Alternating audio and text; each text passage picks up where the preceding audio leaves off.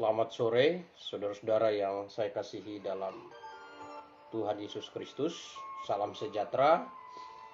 Saya Gembala dan Ciswat dari Kupang, Nusa Tenggara Timur. Sesuai dengan jadwal kita, hari ini kita akan masuk dalam pelajaran soteriologi episode yang ke-6. Nah, saudara-saudara yang saya kasihi dalam Tuhan, dalam episode yang ke-6 ini kita tetap akan belajar mengenai syarat pengampunan dosa. Kalau minggu lalu kita sudah membahas seputaran doa Bapa Kami, maka minggu ini kita akan melihat esensi dari syarat pengampunan dosa. Nah, baik, mari kita tundukkan kepala sebelum kita memulai kelas soteriologi kita. Mari kita berdoa. Bapa Sorgawi, kami mohon pimpinan-Mu, kami mohon rahmat dan penerangan yang daripada-Mu. Sore hari ini kami akan mempelajari firman-Mu. Kami mohon Roh Kudus menerangi hati pikiran kami semua, hamba yang menyampaikan dengan hikmat dan pertolongan yang daripada-Mu. Firman kebenaran yang disampaikan sungguh-sungguh dapat memberikan satu tuntunan, satu penerangan, satu kebenaran yang sungguh-sungguh memberikan pengertian dalam kehidupan iman kami sebagai orang percaya. Pimpin kami Tuhan, kami serahkan waktu kami selanjutnya di dalam tangan-Mu. Hanya di dalam nama Tuhan Yesus Juru Selamat kami yang hidup, kami berdoa, kami mengucap syukur kepada-Mu Tuhan. Amin. Nah, saudara-saudaraku yang saya kasih dalam Tuhan, syarat pengampunan dosa, satu ayat yang Alkitab tuliskan secara jelas mengenai syarat pengampunan dosa di dalam kitab Ibrani pasal 9 ayat yang ke-22. Nah, coba kita lihat Alkitab Ibrani pasal 9 ayat 22 dikatakan, Ibrani 9 ayat 22. Oke, sebentar ya. Nah, Ibrani 9 ayat 22. Terbaca, yang di rumah bisa ambil Alkitabnya, bisa mengikuti pelajaran soteriologi live streaming. Ya, kita lihat di sini Ibrani 9 ayat 22, dan hampir segala sesuatu disucikan menurut hukum Taurat dengan darah, dan tanpa penumpahan darah tidak ada pengampunan. Ya, jadi kalau kita perhatikan di kitab Ibrani ini, bagian firman Tuhan ini sangat jelas memberikan kita informasi bahwa syarat dari pengampunan dosa itu harus adanya penumpahan darah. Ya. Nah, di masa kita perjanjian lama dan hampir segala sesuatu disucikan menurut hukum Taurat dan darah. Jadi kalau kita baca kitab Imamat ya pasal 1 sampai pasal yang ke-7, di situ dijelaskan secara jelas mengenai bagaimana upacara liturgia yang Tuhan tetapkan di kalangan umat Israel untuk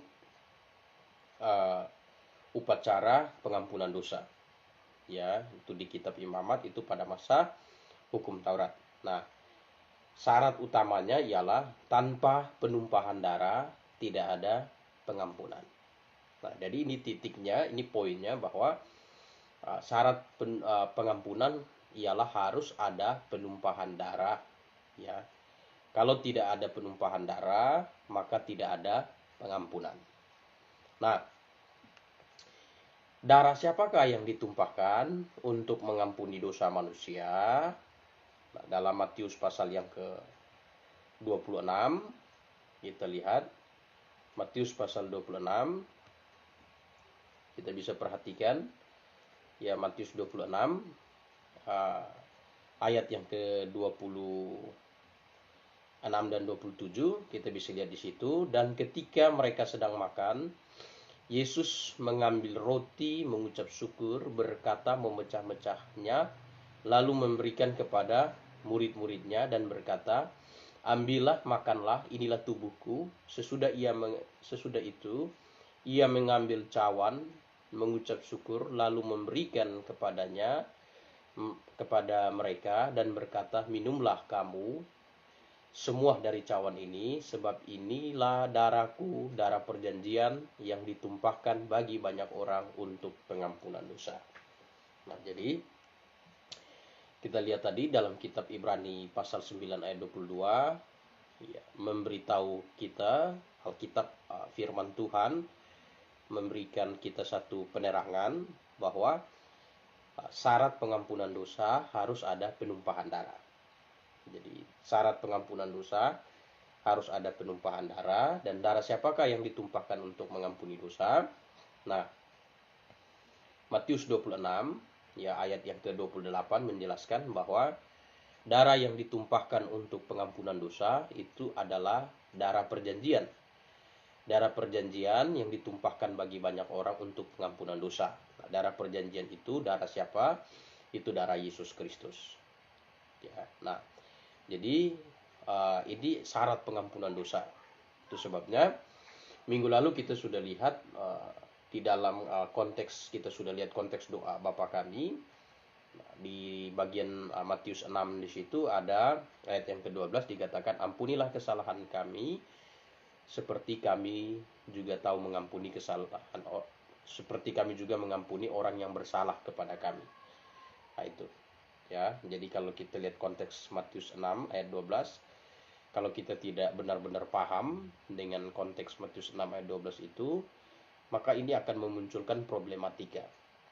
Ya, memunculkan problematika di dalam penafsiran dan menghasilkan satu konsep tafsir yang salah dan berdampak pada keyakinan iman yang salah.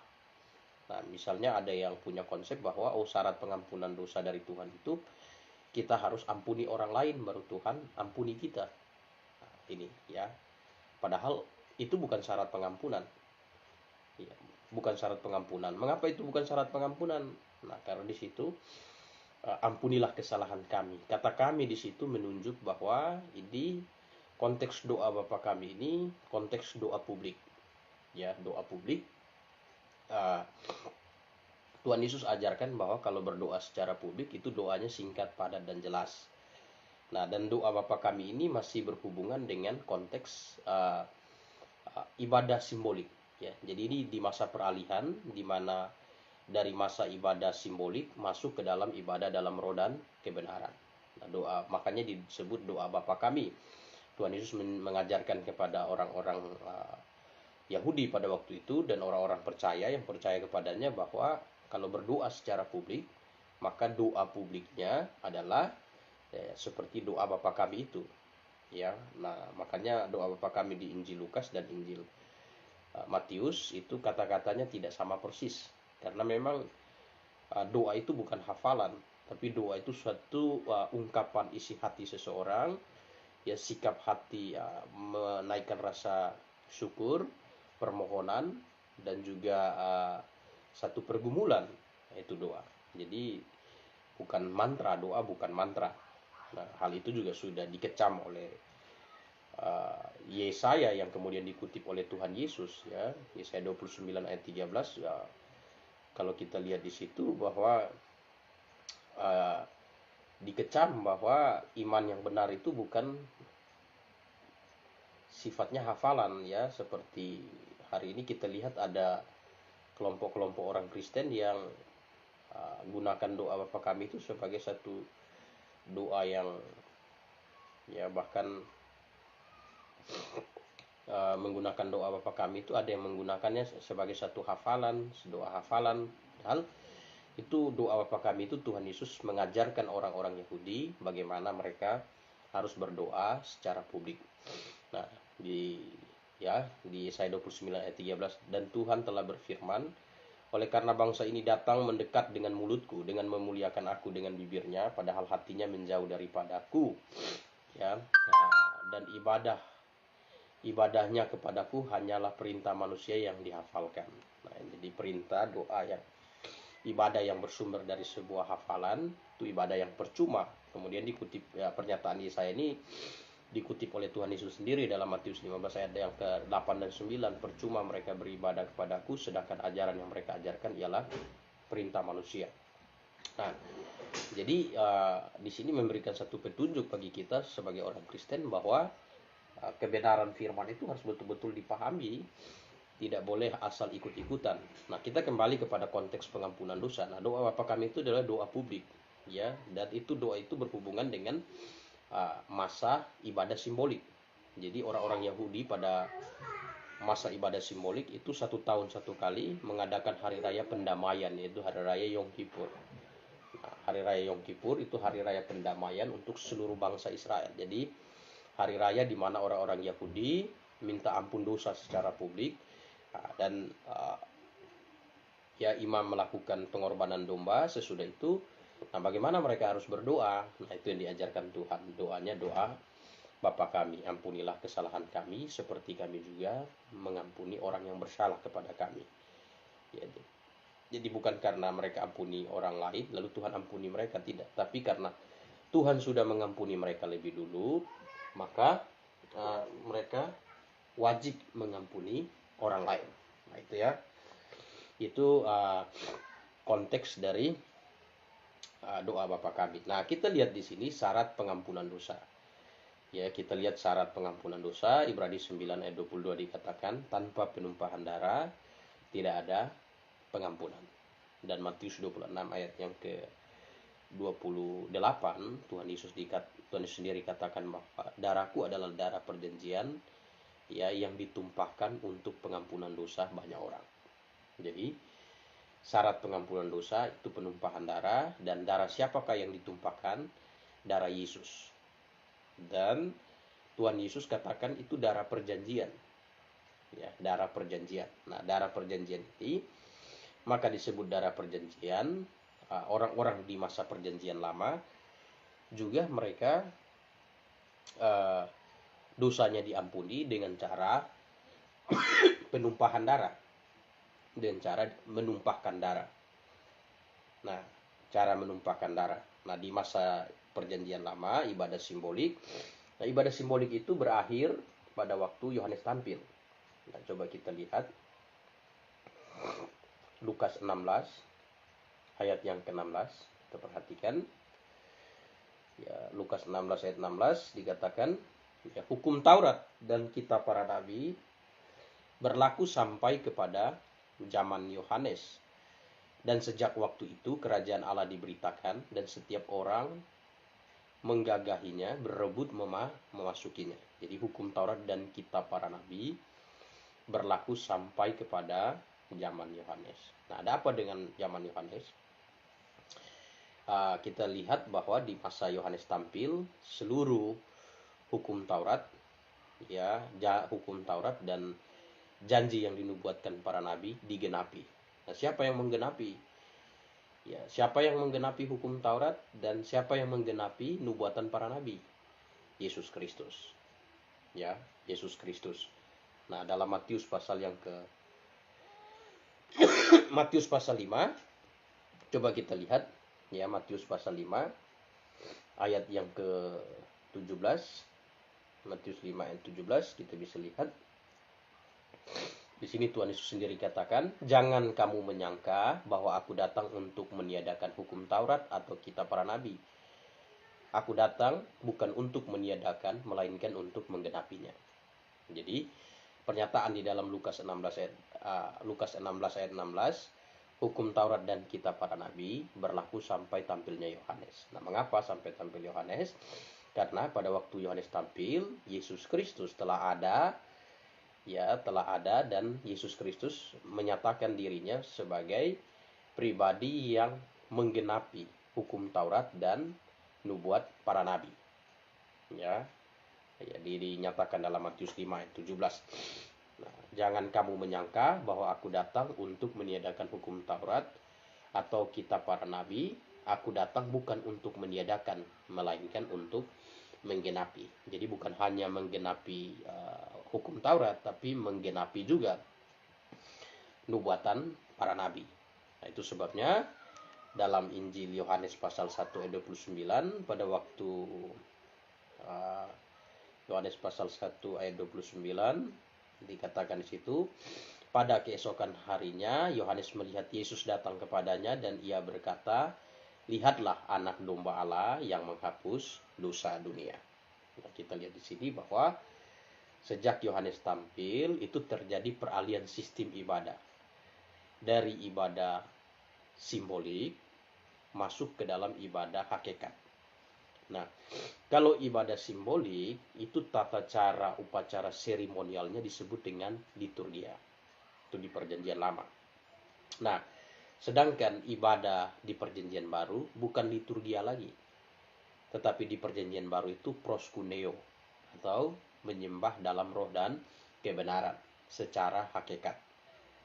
Nah, apa perbedaan ibadah simbolik dan ibadah hakikat? Nah, ibadah simbolik adalah ibadah yang segala sesuatu yang berhubungan dengan upacara seremonial itu menyimbolkan kesucian. Menyimbolkan kesucian. Ya, jadi ada makanan haram dan halal. Makanan haram menyimbolkan dosa. Makanan haram menyimbolkan dosa, makanan halal menyimbolkan kebenaran. Ya, dan pada waktu masa ibadah simbolik Tuhan menetapkan satu hari secara simbolik sebagai harinya Tuhan yang harus dipelihara, dan pada waktu hari Tuhan atau hari Sabat itu mulai dari hitungan Sabat orang Yahudi itu hitung dari jam 6 sore hari Jumat, ya, hari Jumat jam 6 sore sampai jam 6 sore hari Sabtu. Nah, itu hitungan hari Sabat. Jadi malam Sabtu itu sudah masuk hitungan hari Sabat bagi orang Yahudi. Nah, ya, jadi kita lihat di situ. Nah, itu ibadah simbolik. Ya, bahkan secara simbolik imam, tiap-tiap orang yang berbuat dosa, dia harus datang kepada imam, membawa seekor domba. Imam mengorbankan domba untuk dirinya, dan kemudian dia korbankan domba untuk orang yang berbuat dosa itu. Nah, sesudah itu baru dia menyatakan kepada orang yang membawa korban itu, pulanglah, dosamu sudah diampuni. Dan itu dilakukan untuk satu orang berulang-ulang kali. Jadi setiap kali orang itu lakukan pelanggaran, dia harus terus datang kepada imam bawa domba, ya, datang kepada imam bawa domba. Nah, itu ibadah liturgia, ibadah simbolik. Ya, jadi pada masa ibadah simbolik, korban pengampunan dosa itu, ya, untuk pengampunan itu harus dilakukan berulang-ulang kali. Nah, ibadah seremonial, ibadah simbolik. Mengapa? Karena pada masa ibadah simbolik, juru selamat yang dijanjikan itu belum datang. Juru selamat yang dijanjikan itu belum datang. Nah, juru selamat itu disimbolkan dengan darah domba yang dikorbankan oleh imam, yang dipercikan di atas mezbah. Nah, itu juru selamat. Makanya Tuhan Yesus katakan di dalam Matius yang ke 26 ayat 28, inilah darahku, darah perjanjian.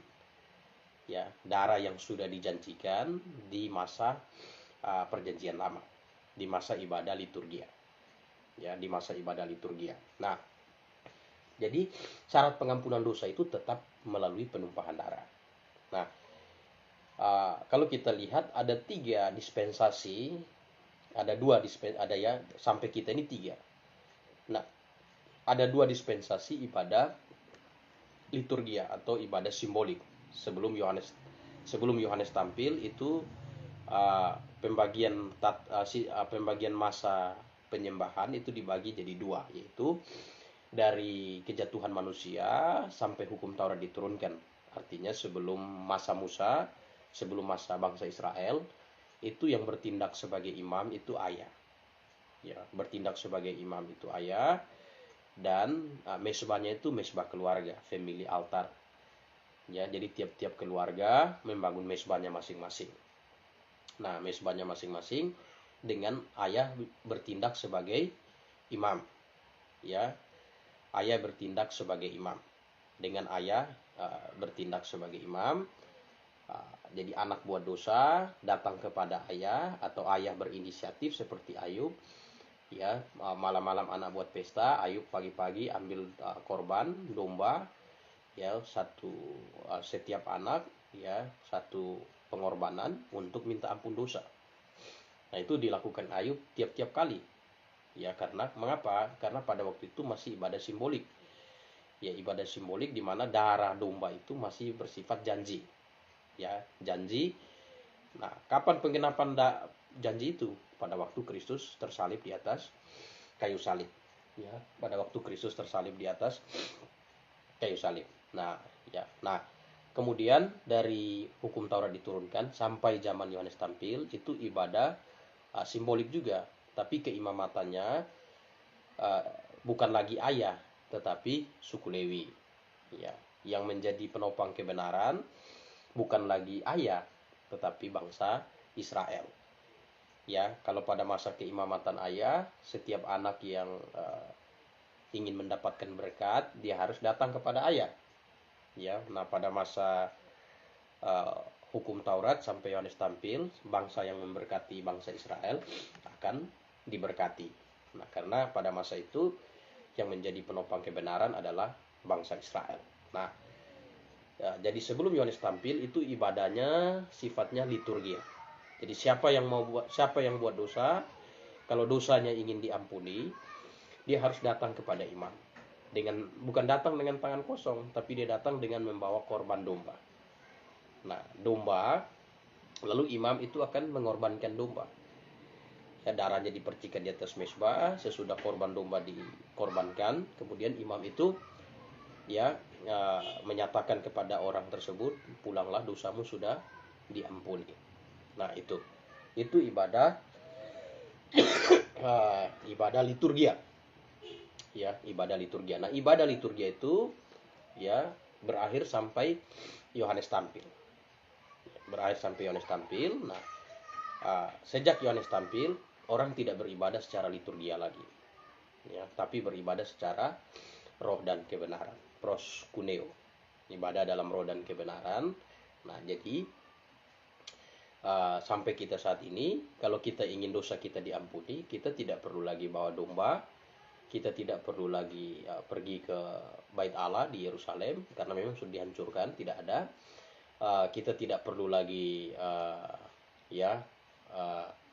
datang kepada imam manusia, karena hari ini kita ibadah dalam roh dan kebenaran. Nah, sifat ibadah kita itu proskuneo.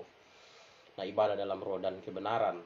Ya, jadi hari ini kalau orang ingin dosanya diampuni, dia langsung minta pengampunan dosa dari Yesus Kristus yang bertindak sebagai imam besar hari ini. Ya, imam besar hari ini. Dan berapa kali seseorang datang kepada Yesus untuk minta pengampunan dosanya?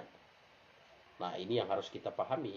Berapa kali harus datang kepada Yesus supaya dosanya diampuni? Kalau di ibadah liturgia itu dikatakan berulang-ulang kali. Ya, bawa datang korban untuk minta ampun dosa. Nah, kalau dalam ibadah proskuneo, untuk minta ampun dosa itu cukup satu kali. Ya, cukup satu kali.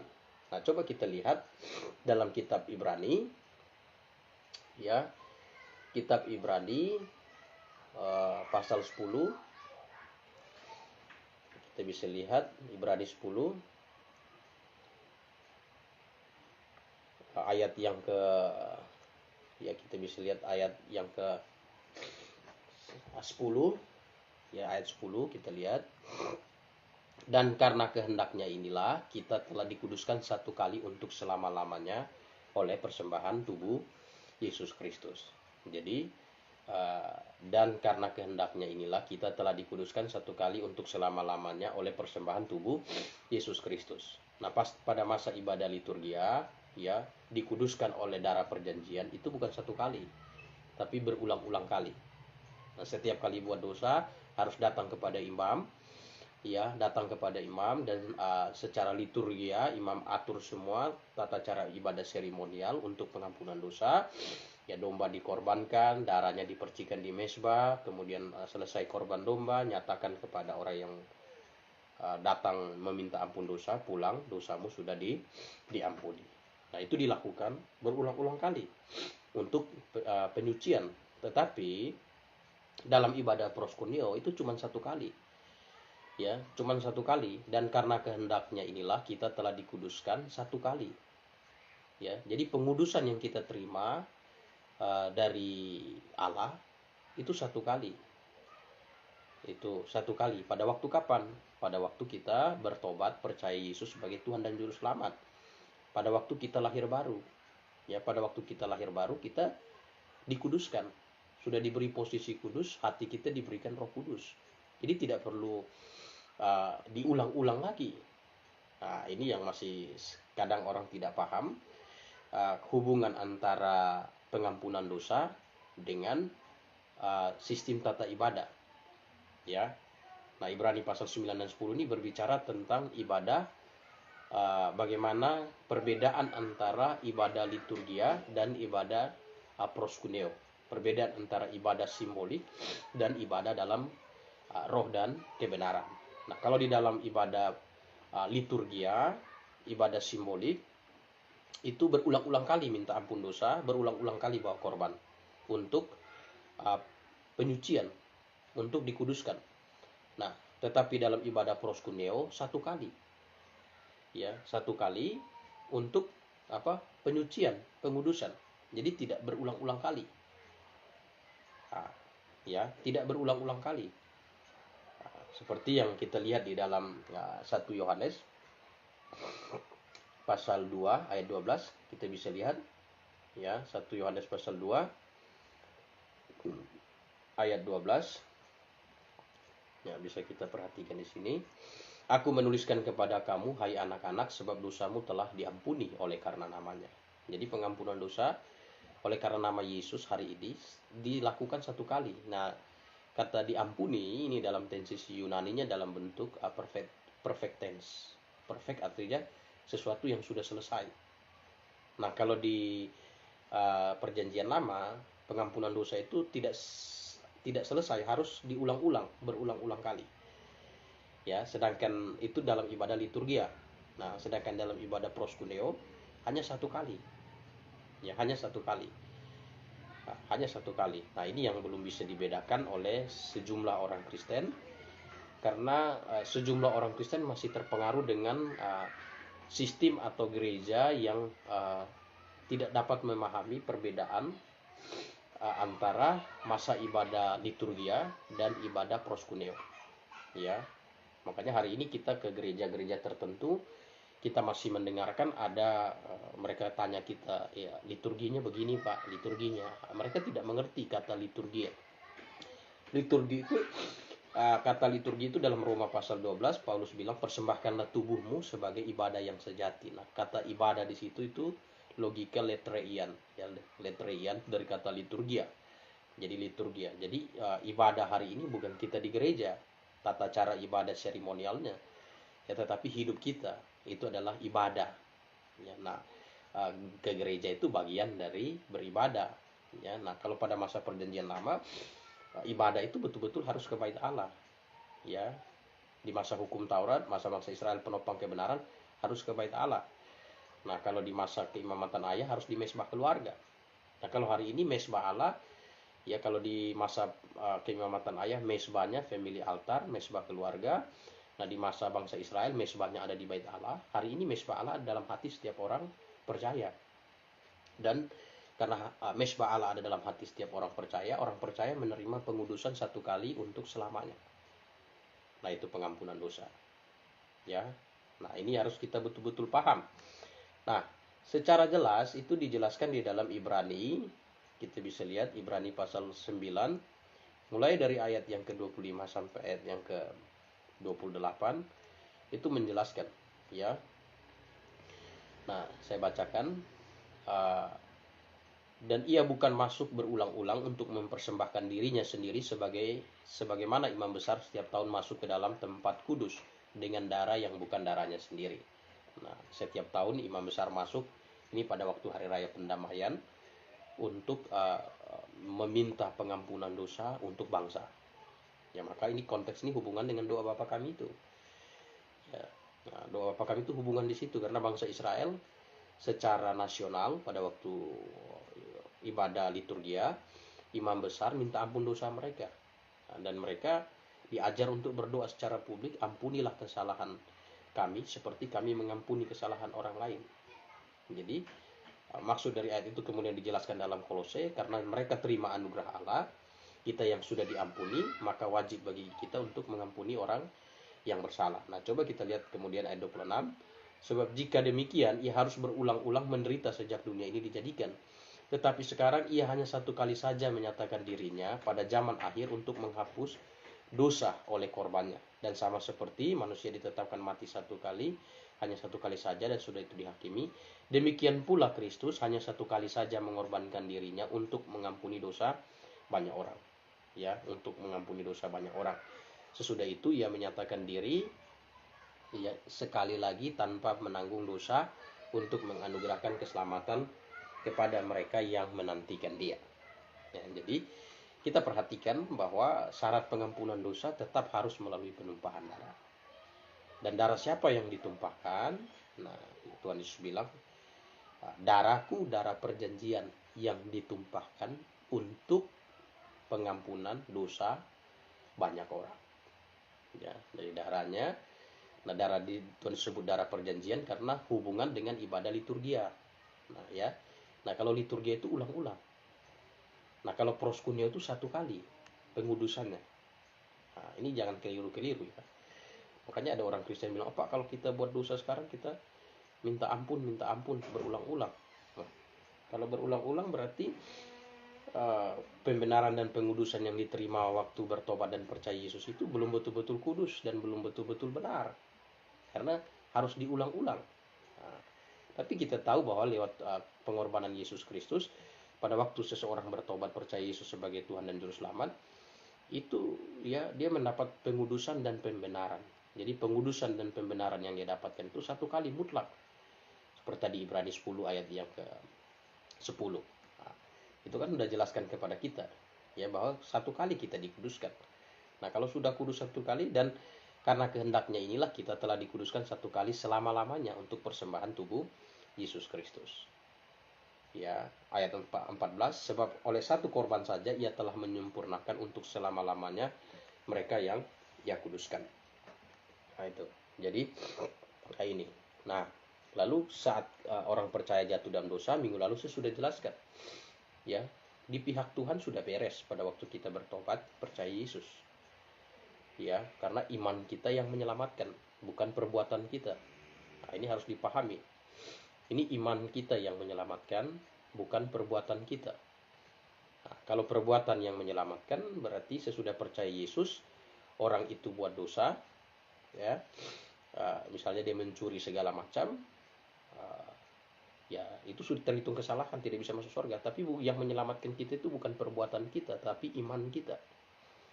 Ya, itu iman kita yang menyelamatkan. Jadi ketika iman kita tetap pada Yesus Kristus, kita jatuh dalam dosa, bukan berarti keselamatan kita itu ya batal. Jatuh dalam dosa lalu minta ampun lagi. Karena kalau tidak minta ampun, nanti tidak diampuni. Nah, ini salah. Salah, karena satu kali kita minta ampun semuanya sudah beres di hadapan Tuhan. Nah, waktu kita jatuh dalam dosa, di pihak kita pribadi yang punya persoalan. Yang harus kita lakukan ialah kita menyesali tindakan kita dan kita ya memohon pertolongan dari Tuhan agar tidak melakukan dosa yang sama seperti yang sudah kita buat. Mohon pimpinan dan pertolongan dari Tuhan.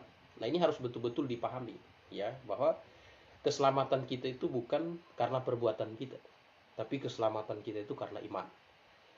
Ya, nah ini harus dipahami karena beberapa orang tidak paham. Ya, tidak paham, ada yang bertanya bilang, "Loh Pak, kalau kita sudah bertobat percaya Yesus kan kita masih kadang-kadang buat dosa, Pak." Nah, dosa apa? Perbuatan. Oke, kalau perbuatan kan Alkitab sudah katakan kita diselamatkan oleh iman. Itu bukan hasil usaha kita, itu bukan ya, keselamatan kita itu mutlak anugerah Allah. Ya, bukan karena perbuatan kita. Nah, ini harus betul-betul dipahami. Nah, ini di masa proskuneo. Di masa proskuneo itu ada Roh Kudus dalam hati kita. Ya. Nah, makanya gereja-gereja yang sudah memahami ini, kami di Kupang sangat paham tentang hal ini, sehingga tidak ada lagi praktek tentang liturgia, ada doa pengampunan dosa, lalu anjurkan orang-orang yang sudah lahir baru sehingga ragu dengan keselamatannya. Oh ya, kalau saya buat dosa ini, kalau saya tidak minta ampun, nanti bagaimana dong, dosa saya tidak diampuni. Ini salah, karena kalau masih berpikir bahwa sudah selamat lalu jatuh dalam dosa moral, lalu menganggap bahwa jatuh dalam dosa moral ini kalau tidak minta ampun dosanya tidak diampuni, ini berarti belum mengerti karena konsep keselamatannya itu perbuatan, bukan karena iman. Nah ini ya, nah kita selamat karena iman. Nah ini yang harus dipahami betul-betul ya. Nah lalu Alkitab katakan gini, kita diselamatkan oleh iman. Coba kita lihat Efesus pasal 2. Nah kita bisa lihat Efesus pasal 2 ya, ayat 8 dan 9 ya, coba kita lihat Efesus pasal 2 ayat 8. Sebab karena kasih karunia kamu diselamatkan oleh iman. Ya, itu bukan hasil usahamu tetapi pemberian Allah, itu bukan hasil pekerjaanmu, jangan ada orang yang memegahkan diri. Jadi garis bawahi kata, sebab karena kasih karunia kamu diselamatkan oleh iman. Jadi keselamatan kita itu oleh iman. Ya, oleh iman. Nah, yang perlu kita jaga itu iman kita. Perlu kita jaga itu iman kita. Nah, Alkitab katakan bahwa orang percaya bisa jatuh dalam dosa. Tapi ada dua jenis dosa. Ya, satu dosa yang dapat tidak mendatangkan maut, dan satu dosa yang mendatangkan maut. Nah, coba kita lihat dalam surat 1 Yohanes. Ya, mengenai pengampunan kita beres ya. Kita beres. Jadi hari ini kalau kita jatuh dalam dosa moral, perbuatan, ya tindakannya ya kita harus membangun karakter yang kudus. Memohon kepada Tuhan, memberikan kekuatan kepada kita secara pribadi menyesali tindakan dosa moral kita, dan memohon kekuatan dari Tuhan untuk tidak lagi melakukan dosa moral yang demikian. Nah, itu. Jadi di pihak Tuhan sudah selesai, jangan ragu lagi dengan keselamatan kita. Nah, ya, nah coba kita lihat. Jadi segala sesuatu yang berhubungan dengan perbuatan tidak mempengaruhi keselamatan kita. Hari ini kalau kita sudah selamat. Nah, yang mempengaruhi keselamatan kita dalam surat 1 Yohanes 5 ayat yang ke-16, kita baca. Ya, 1 Yohanes 5 ayat 16. Kalau ada seorang melihat saudaranya berbuat dosa, yaitu dosa yang tidak mendatangkan maut, hendaklah ia berdoa kepada Allah, dan Dia akan memberikan hidup kepadanya, yaitu mereka yang berbuat dosa yang tidak mendatangkan maut. Ada dosa yang mendatangkan maut, tentang itu tidak kukatakan bahwa ia harus berdoa. Jadi dosa yang tidak mendatangkan maut itu dosa apa? Nah, itu dosa perbuatan. Jadi orang beriman bisa jatuh dalam dosa perbuatan. Ya. Nah, sedangkan dosa yang mendatangkan maut adalah dosa yang berhubungan dengan iman. Ya, Ibrani 10 ayat yang ke 38, orangku yang benar akan hidup oleh iman, apabila ia mengundurkan diri, aku tidak berkenan kepadanya. Ini berhubungan dengan iman. Ya. Ibrani 6 ayat 6, yang murtad lagi, ya tidak mungkin dibaharui sekali lagi. Matius 12 ayat 31-32, dosa hujat terhadap anak manusia ada ampunnya, tetapi hujat terhadap Roh Kudus tidak ada ampunnya. Jadi kategori hujat terhadap Roh Kudus ini adalah kategori dosa iman murtad, karena pada waktu dia beriman, percaya Yesus sebagai Tuhan dan Juru Selamat, Roh Kudus tinggal dalam hatinya. Nah, waktu dia menyangkali imannya, tentu itu menghujat, atau ya bukan hanya mendukakan, tapi menghujat Roh Kudus. Nah, itu pemahaman yang saya pahami, ya, karena pada waktu orang percaya jatuh dalam dosa moral, dosa perbuatan, Roh Kudus berduka cita. Jadi pada waktu orang percaya jatuh dalam dosa iman, maka dia menghujat Roh Kudus, dan yang demikian tidak dapat diselamatkan lagi. Begitu. Ya, demikian tidak dapat diselamatkan lagi. Jadi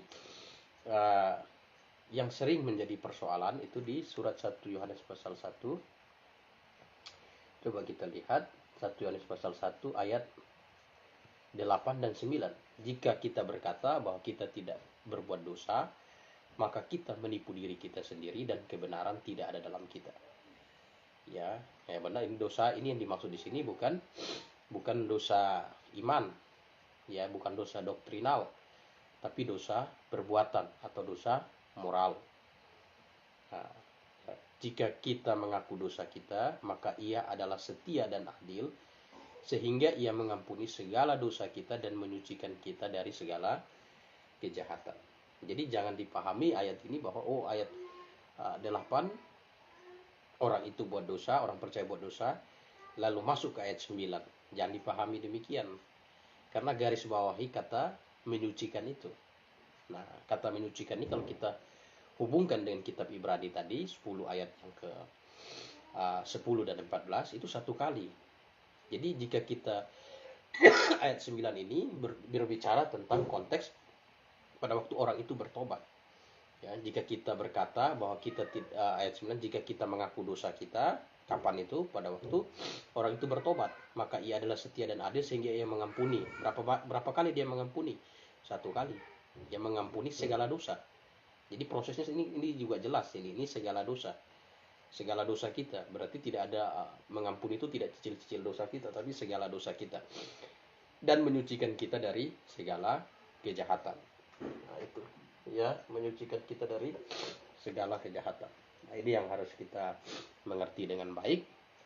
Nah, jadi dosa iman itu dosa murtad tidak mungkin dibaharui. Jadi kita hari ini orang percaya bisa jatuh dalam dosa, bisa jatuh dalam dosa perbuatan, jatuh dalam dosa moral. Pada waktu kita jatuh dalam dosa perbuatan, dosa moral, ya tindakan kita, ya kita harus menyesali, ya menyesali perbuatan kita, ya menyesali perbuatan kita, ya istilahnya kalau menyesal itu bertobat, ya kita bertobat. Nah, tapi pengampunan itu sudah dari Tuhan. Tuhan sudah ampuni. Jadi bertobat bukan untuk diampuni, tapi bertobat dari perbuatan kita. Ya, perbuatan kita. Nah, itu ya. Jadi kalau saya kasih gambaran itu sama seperti orang yang tidak percaya. Ya, dia belum dapat pengampunan dari Tuhan, dia buat salah, dia harus bertobat. Bertobat apa? Bertobat dari kesalahannya itu. Tidak perlu mengulang lagi seperti seorang penjahat dihukum di penjara, dia harus bertobat. Kalau dia ulang lagi di penjara lagi. Begitu dosa ini. Nah, tapi orang yang sudah bertobat di dunia tanpa dapat pengampunan dosa dari Allah, ya tetap binasa. Karena syarat untuk diampuni di hadapan Allah harus melalui penumpahan darah, dan darah yang ditumpahkan itu harus darah Yesus. Ya. Dan darah yang ditumpahkan itu harus darah Yesus. Nah, itu. Jadi itu baik, kalau ada pertanyaan silahkan ditanya. Minggu depan kita akan masuk pelajaran soteriologi, kita akan bahas mengenai pengudusan dan pembenaran. Baik, saya sisakan waktu karena ada yang mengetik. Ada yang bertanya, namanya Pak Juslam. Juslam ini teman Facebook saya, dia seorang Muslim ya. Jadi Pak Juslam, ya, ini identitasnya harusnya berani menunjukkan identitas asli ya. Silahkan ditanggapi ilustrasi ini. Mereka sudah menolak Yesus adalah perbuatan salah, berdosa. Ya, Lukas 10 ayat 16, Yohanes 12 ayat 12 ayat 48. Kok Yesus menginginkan mereka harus membunuh Yesus? Ya, ini sebenarnya sudah saya jawab ini ya. Sudah salah, kok mereka harus melakukan kesalahan dosa lagi?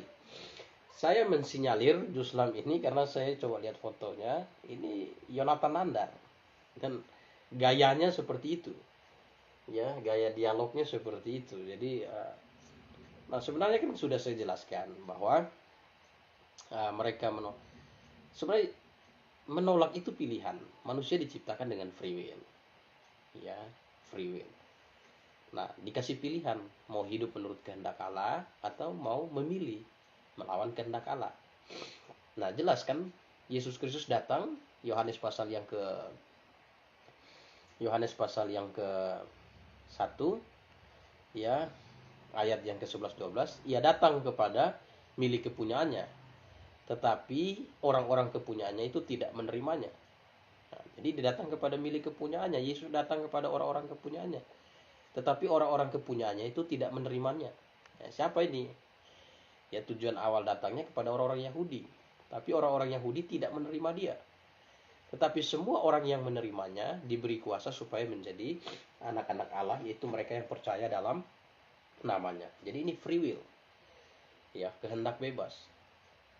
Nah, dia datang kepada umat kepunyaannya, tapi orang kepunyaannya tidak menerimanya. Nah, mereka sudah menolak Yesus adalah perbuatan salah. Kok Yesus menginginkan mereka, ya, harus membunuh Yesus? Nah, menginginkan mereka harus membunuh Yesus. Coba kita lihat ayat yang dikasih Markus 8. Ya, Markus 8 ayat. Nah, kadang-kadang orang-orang ini tidak paham benar-benar, sekedar kutip, sekedar ini. Kemudian ayat saya kutip Markus 8 ayat 31 32.